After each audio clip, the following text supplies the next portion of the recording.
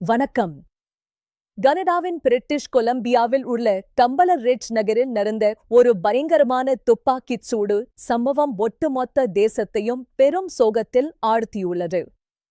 இன்றைய முக்கிய செய்தியாக இதை பற்றி விரிவாக பார்ப்போம்.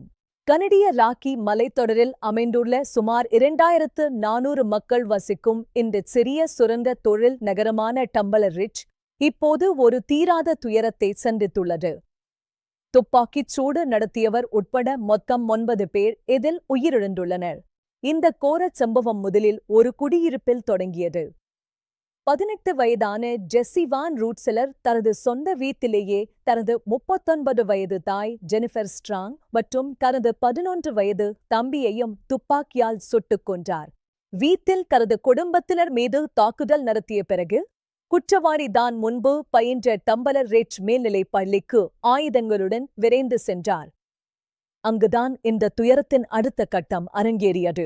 பள்ளிக்குள் நுழைந்த அவர் அங்கு இருந்த மாணவர்கள் மற்றும் ஊழியர்கள் மீது சரமாரியாக துப்பாக்கிச் சூடு நடத்தத் தொடங்கினார்.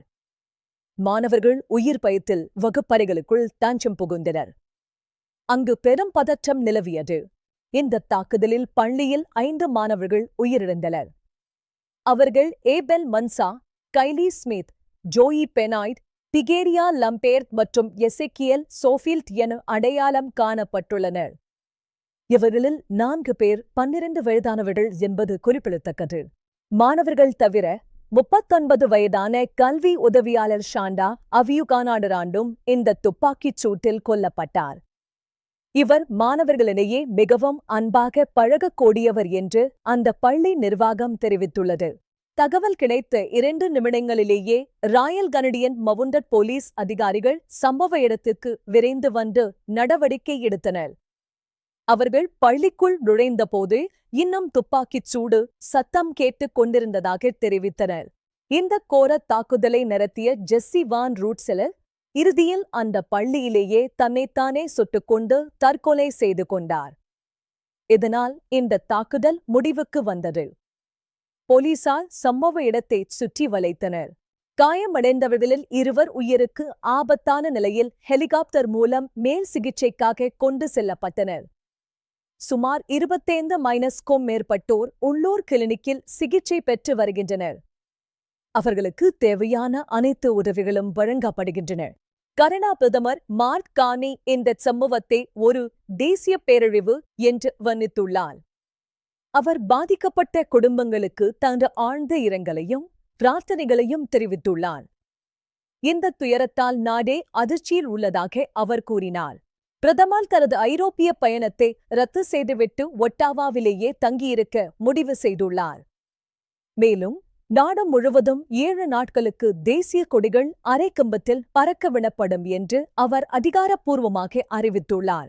பிரிட்டிஷ் கொலம்பியா பிரீமியர் டேவிட் எபி இது ஒரு கற்பனை செய்ய முடியாத துயரம் என்று கூறியுள்ளார். மாணவர்களின் பாதுகாப்பை உறுதி செய்யவும் அவர்களுக்கு தேவையான மனநல ஆலோசனைகளை வழங்கவும் அனைத்து நடவடிக்கைகளும் எடுக்கப்படும் என்று அவர் உறுதியளித்தார். பாதிக்கப்பட்ட பள்ளி மாணவர்கள் மீண்டும் அந்த இடத்துக்கு வருவதற்கு கட்டாயப்படுத்தப்பட மாட்டார்கள் என்றும் அவர்களுக்கு பாதுகாப்பான மாற்று வசதிகள் செய்து தரப்படும் என்றும் பிரீமியர் டேவிட் எபி தெரிவித்துள்ளார். இது மாணவர்களின் மன அழுத்தத்தை குறைக்க உதவும். டம்பலர் ரிட்ஜ் நகர மக்கள் உயிரிழந்தவர்களுக்கு அஞ்சலி செலுத்தும் விதமாக மெழுகுவர்த்தி ஏந்தி ஊர்வலம் சென்றனர். அங்கு பலத்த பாதுகாப்பு போடப்பட்டிருந்தது.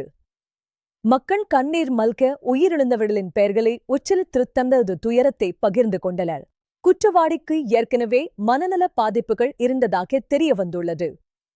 இது கனடாவில் துப்பாக்கி கட்டுப்பாடு மற்றும் ஆயுத பறிமுதல் குறித்த சட்டங்களை மீண்டும் விவாதத்திற்கு உட்படுத்தியுள்ளது. ஏற்கனவே அவரிடம் இருந்த ஆயுதங்கள் பறிமுதல் செய்யப்பட்டு திரும்ப தரப்பட்டது விசாரணையில் வெளிவந்துள்ளது.